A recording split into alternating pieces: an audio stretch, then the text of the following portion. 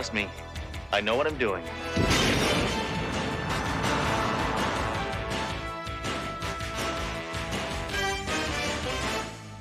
A great script that Alan wrote called Witless, which is from Witness, a parody of Witness. That was one of the first fights we did. Try and understand, Sledge. I got 12 kids. I need cable TV, a new car, and a vasectomy. Eddie, our fight coordinator, who was really, really terrific, he said, "Well, yeah, here's how this first fight will go. He'll hit you in the head, and then you knock him down, and you squeeze his eyeball, and then you can break then he'll throw up." And I thought, well, yeah, okay, that's a stake. But I said, Eddie, how do we take this, and how do we make this funny? How can you twist it around? So that's what we did. They had us in the car, and he had this whole fight, where I'd hit him and knock him, and then he would knock me. And what we ended up doing is I said, what if this fight goes really, really badly? What if it's like a mess? So I ended up having my ass was in the camera, and it just didn't go well. It was a total mess. And then the same thing happened. There was this great big guy, and he said, well, we'll do this, we'll do that. So what I ended up doing was I ended up on his back, trying to get him down.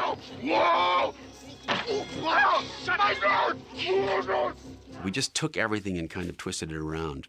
One of my most favorite shows was Wild About Hammer, and I was tied to a chair and gagged and had to try and fight being tied to a chair.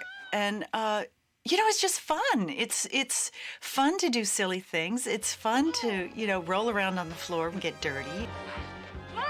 In everyday life, you never get to do that, You wake up and you make coffee and you go to the bank and you do all that stuff, and you don't get to, get tied to a chair and try and kick somebody while you're still tied to it. It's fun. Makes me happy. Well, I hope nobody's offended, but I'm just gonna go ahead and eat lunch, okay? Alan liked David to eat weird things a lot. I mean, he always had him eating something, and he would be eating, and he was disgusting. He would always be eating things that were falling out. Would you please stop eating? It's really in very poor taste. You're right. I'm sorry. You're absolutely right. I should have brought enough for everybody. I remember Wild About Hammer. David was eating sushi dogs, so he had a hot dog with huge hunks of raw fish on them, eating stuff like this while he's talking, and it was like, they say you can't make that face, but he'd really eat it. He'd do it. Method. I'm an American. I don't negotiate with terrorists. If we hang tough, we'll survive. At least most of us. I like State of Sledge. And the reason why I like State of Sledge is it gave all of us an opportunity to expose ourselves a little bit more, the characters a little more. How many are there? 1, 2, 3, about 400. The precinct is under siege, and my character gets an opportunity to capture one of them, and then you see that he does have the ability to take charge. When in essence, all the other shows, it's kind of like he's so out of control and so powerless that you go, I can't see this guy being in charge. So it gives me an opportunity to show that I can be in charge. It also gives Annie's character an opportunity to stand up by herself. The only way we're going to get through this alive is if we stick together as a team. And then this Hammer does basically what Hammer usually does.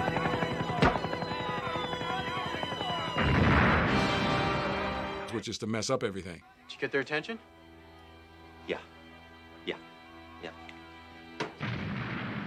I go in the vent, and I'm in there for a long time, and then I come back, and I'm stuck. I can't get out. Get your hands off my face!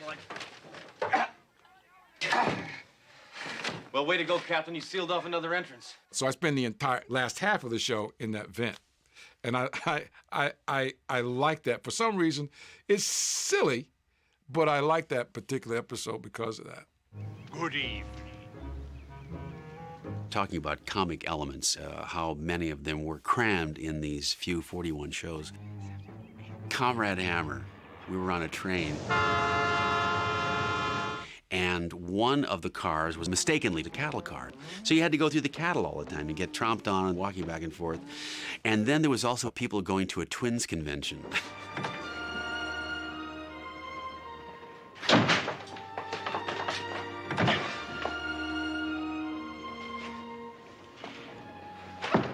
What's the next stop? The Twilight Zone? Another thing was that the suspect that I had was Mark Blankfeld, and we were handcuffed. Is this really necessary? Let's go. Oh, wait. This is... No, here. No, you're... Come on. We had to sleep on separate bunks, handcuffed. So here you had a situation where he was in the top bunk and I was in the bottom bunk, and we had all kinds of opportunities. And he was a great physical comedian, so he was up and down and falling down, and I was up and getting turned around.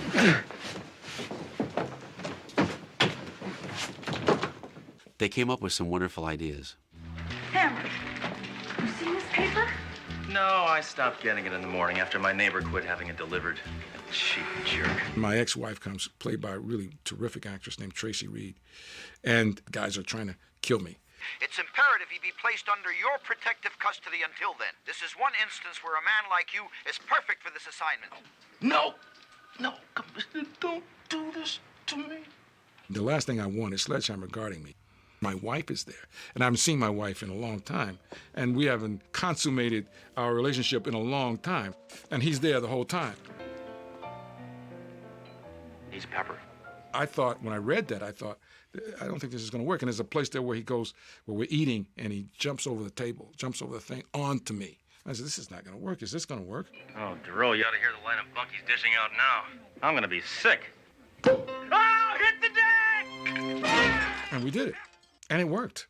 Hammer, get off me, get off me. Reed, get off of me. I thought you didn't know this person. He's one of my men. Oh, Captain, now you've gone and blown a perfectly good cover. David was a kind of spontaneous actor. So in him choosing to do the things that he did as this character was food for me, in that a lot of my response to him was based on these things that he would do spontaneously out of nowhere. And I had been trained in improvisation also. So when he did his thing, I would do mine. It was a kind of a spontaneous chaos. And all those physical things that you see is just like that. It's done, boom, out of nowhere. The yelling even, it's the looks even, spontaneous stuff. One of my favorite shows was written by Ron Friedman, who is also one of the producers, a terrific writer, and he was a wonderful producer for us. And it was called Hammeroid. It was RoboCop, really, but it was called Hemorrhoid. And I turned into RoboCop. Would anyone care for refreshment? Hey, Hammer, you got a black cherry on you? A robot was set loose. I don't need a gun. I need a can opener. And a door was shut, and this robotic arm was severed. Now I know why I hate disarmament. And it was brought into the police department. And it was so cleverly shot where in the frame you could see Dory Duro and the captain talking, and behind was me with this robotic arm.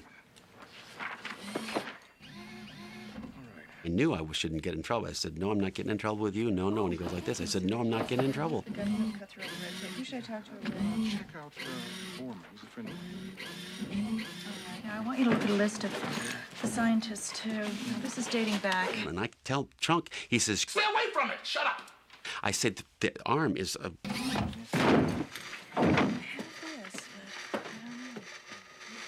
So finally I ended up shooting the arm.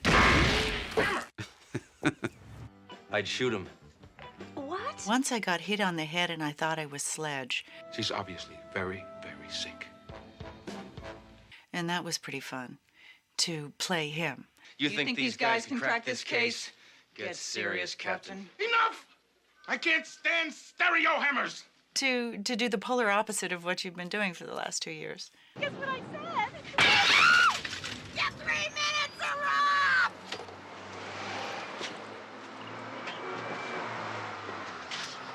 Duro, I don't know what you ate, but I want some.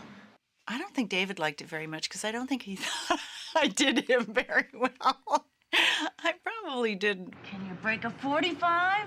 Well, That's a good line, DeRoe. I'm going to remember that. It was fun to be so external, so completely external, so opposite from what the character was. That was a lot of fun.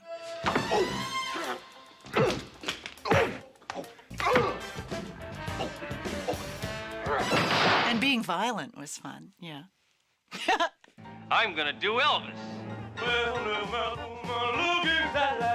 One doesn't have the opportunity oftentimes to be able to imitate the king.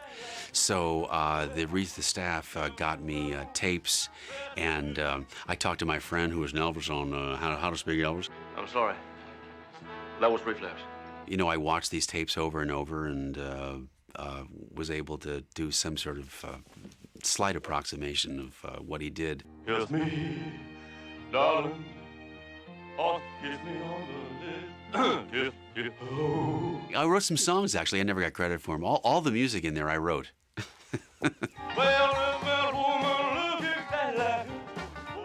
We couldn't use any of theirs, and I said, I can write that stuff. So I wrote a couple of songs. Never met a woman looks exactly like you.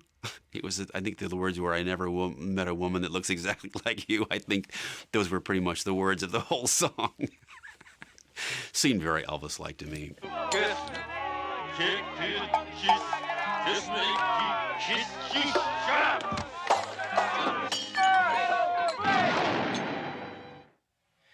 One thing I demand from an audience is courtesy. There were others that were maybe as good, but I don't think any better. Witless and All Shook Up were two of the great ones.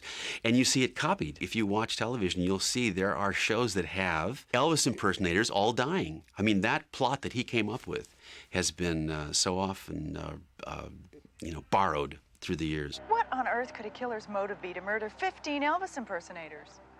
Obviously to get in the Guinness Book. I can only say that I was fortunate enough to have been there. I didn't write it, I didn't direct it, I didn't shoot it. Those that did, really, it's classic. I've never been with a man before. In that way. Neither have I. I mean, how elemental is that? How crass. But boy, was it funny.